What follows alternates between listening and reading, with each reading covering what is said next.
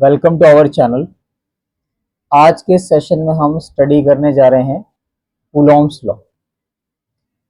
तो Coulomb's law को study करने से पहले हमें जानना होगा व्हाट इज पॉइंट चार्ज। तो चलिए स्टार्ट करते हैं। देखिए, मान लीजिए हमारे पास दो चार्ज बॉडीज हैं, जैसे कि आप देख रहे हैं ये है फर्स्ट चार्ज बॉडी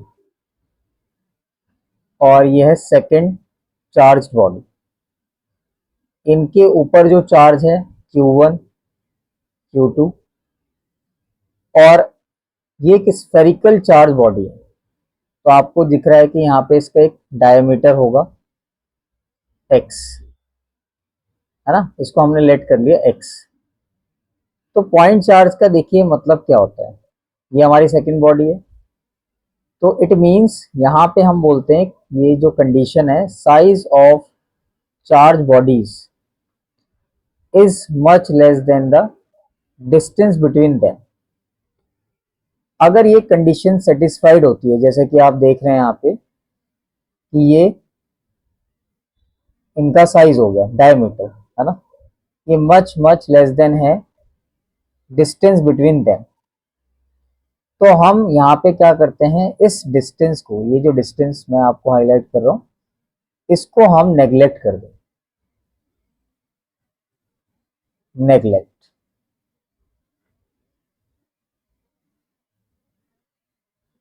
ठीक है, इसको हम नेग्लेक्ट कर देंगे। तो यहाँ पे जो मेन डिस्टेंस होगा इनके बीच में वो यही कहलाएगा, ये एक डिस्टेंस कहलाएगा r। ठीक है, आई होप आपको ये चीज समझ आई हो। तो हम यहाँ पे इनको एक ना पॉइंट की तरह कंसीडर करेंगे, जिनका कोई साइज नहीं होगा, है ना, और कोई डायमेंशन नहीं होगी, ये भी कह सकते हैं, और ये इनके बीच का डिस्टेंस होगा। चलिए अब हम स्टार्ट करते हैं यहाँ पे कूलॉम्स लॉ।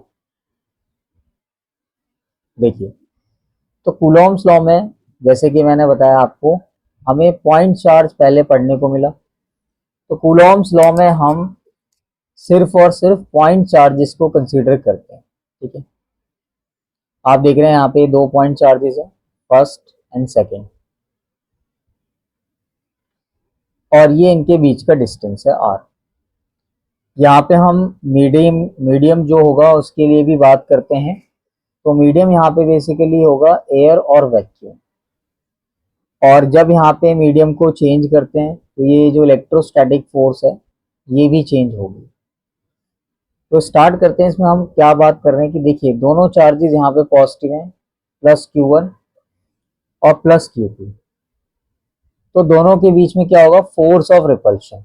आप देख रहे हैं दोनों चार्जेस एक दूसरे से दूर जा रहे हैं, तो ये कहलाता है यहाँ पे force of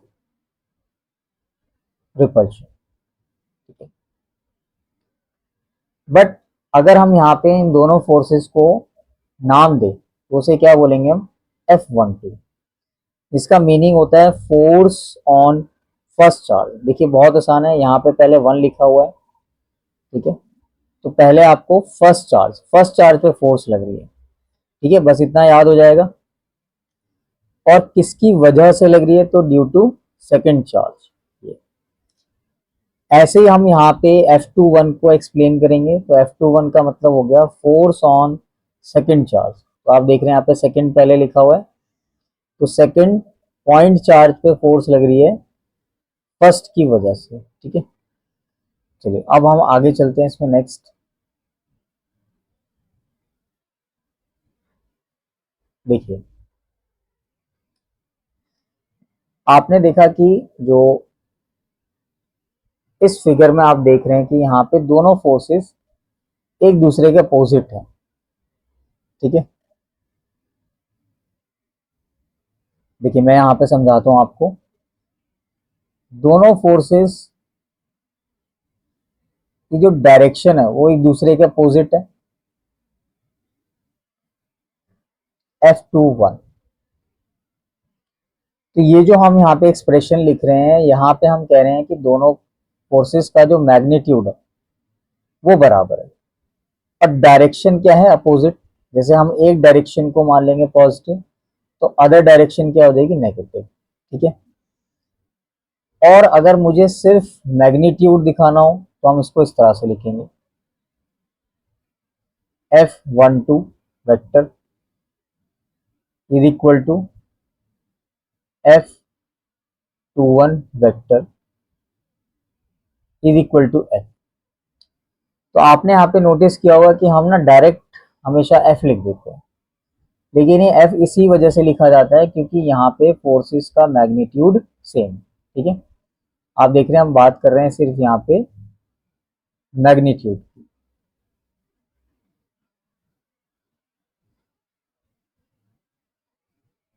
magnitude of electrostatic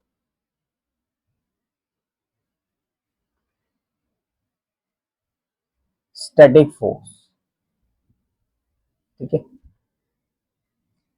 अब कूलॉम्स लॉ में जो एक्सप्लेन किया गया है उसको हम यहाँ पे बताते हैं कि this force, electrostatic force is proportional to product of magnitude of both charges. आप देख रहे हैं दो पॉइंट चार्जेस हमने लिए थे, तो ये जो इलेक्ट्रोस्टैटिक फोर्स है ये इस प्रोडक्ट के डायरेक्टली प्रोपोर्शनल है। मींस देखिए कि अगर ये प्रोडक्ट इंक्रीज होगा तो इलेक्ट्रोस्टैटिक फोर्स की वैल्यू बढ़ेगी। और मैं इसको थोड़ा सा आपको यहाँ पे बताता हूँ कि अगर हम ये रिलेशन यहाँ पे कंसीडर करते हैं तो आर की जो वैल्यू है, आर की वैल्यू को हम लेते हैं यहाँ पे कांस्टेंट। ठीक है। इट मीन्स हम डिस्टेंस को यहाँ पे चेंज नहीं कर रहे हैं, डिस्टेंस को हमने फिक्स कर दिया, तब ये रिलेशन हम यहाँ पे फॉलो करते हैं। चलिए अब देखिए नेक्स्ट,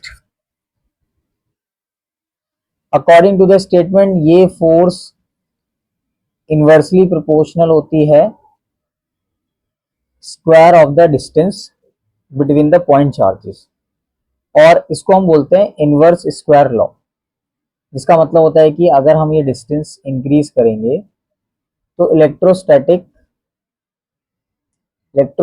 फोर्स की वैल्यू डिक्रीज होगी।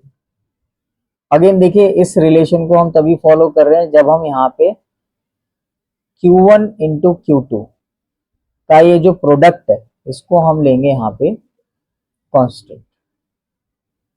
ठीक है। तो ये इस तरह से रिलेशन होता है। और अगर हम दोनों को कंबाइन कर देते हैं, इन दोनों को, ठीक है, देखिए एक सेकंड मैं आपको यहाँ पे दिखाता हूँ। अगर हम इन दोनों को कंबाइन करते हैं तो F is proportional to Q1 into Q2 upon में आर स्क्वायर। अब देखिए ध्यान से यहाँ पे कि हम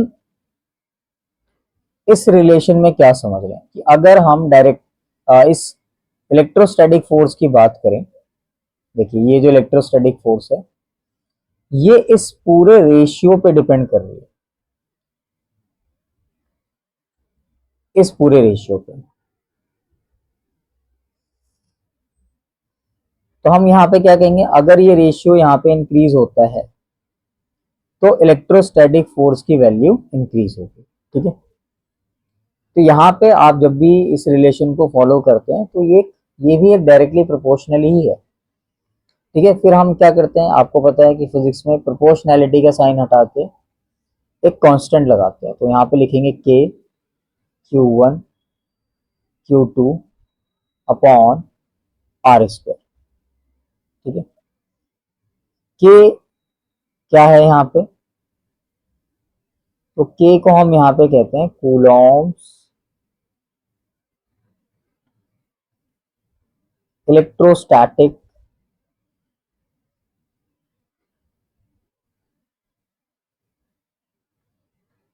कांस्टेंट।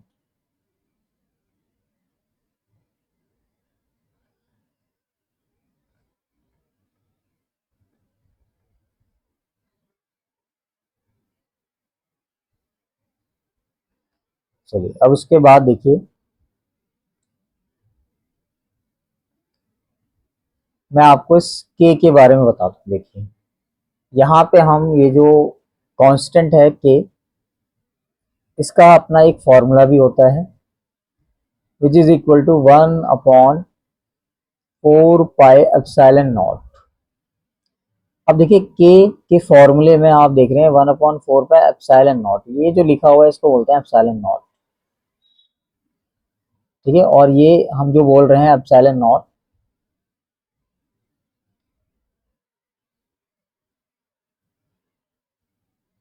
ये इस तरह से हम लिखते हैं एप्सिलॉन नॉट।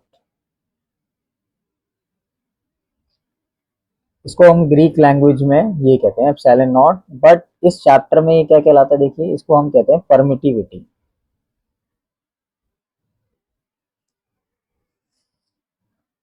देखिए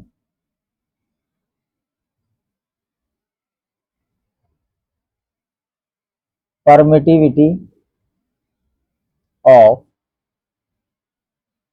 फ्री स्पेस। फ्री स्पेस का यहाँ पे मीनिंग होता है एयर और वैक्यूम।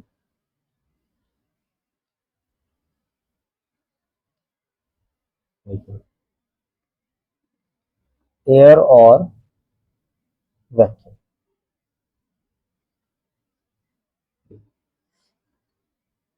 तो अगर हम इस फॉर्मूले को यहाँ पे पुट करते हैं तो आप देखेंगे कि ये हो जाएगा 1/4 pi epsilon not Q1 × Q2 में R²। तो ये एक कंप्लीट फॉर्मूला आ जाता है।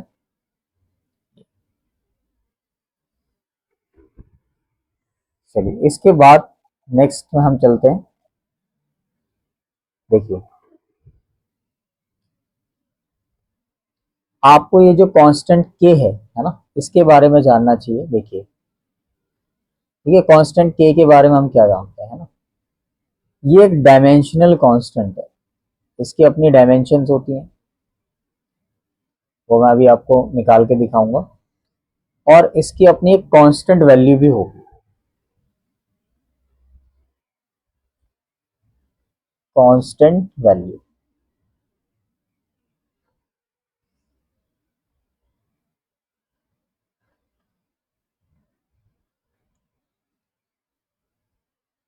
देखिए मैं इसको दोबारा लिख दे रहा हूँ, constant value.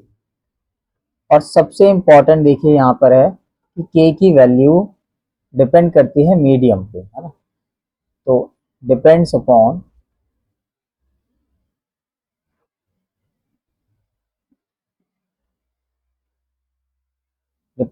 The medium.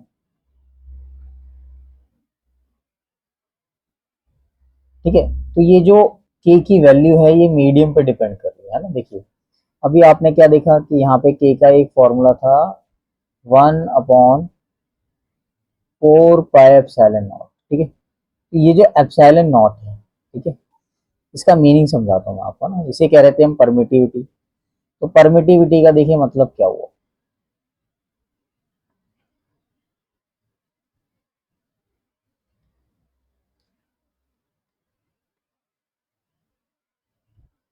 Permittivity का मतलब हो गया कि इलेक्ट्रोस्टैटिक फोर्स मीडियम पे डिपेंड कर रही है ना। तो हमारा ये जो मीडियम है ये कितना अलाउ कर रहा है फोर्स को। ठीक है, तो परमिटिविटी का मतलब हो गया कि देखिए मैं इसको आपको पूरा प्रॉपर वे में समझा देता हूँ कि इलेक्ट्रोस्टैटिक फोर्स, एक मिनट मैं आपको यहाँ पे बताता हूँ ये क्या है। देखिए it is a property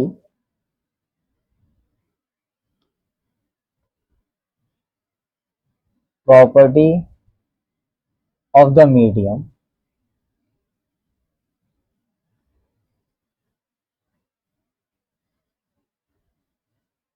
which which determine the magnitude of force। ठीक है, ये इसकी मीनिंग है। देखिए यहाँ पे तो k की वैल्यू यहाँ पे इसमें डायमेंशन भी होती है, कांस्टेंट वैल्यू भी होती है। चलिए मैं आपको उसकी k की वैल्यू बता देता हूँ। k की वैल्यू होती है 9 इंटू 10⁻⁹ न्यूटन मीटर स्क्वायर पर कूलम स्क्वायर। ठीक है, ये इसकी वैल्यू है।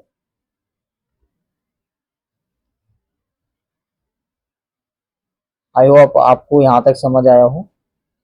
इसके बाद हम डिस्कस करेंगे आगे इसमें इसकी वेक्टर फॉर्म।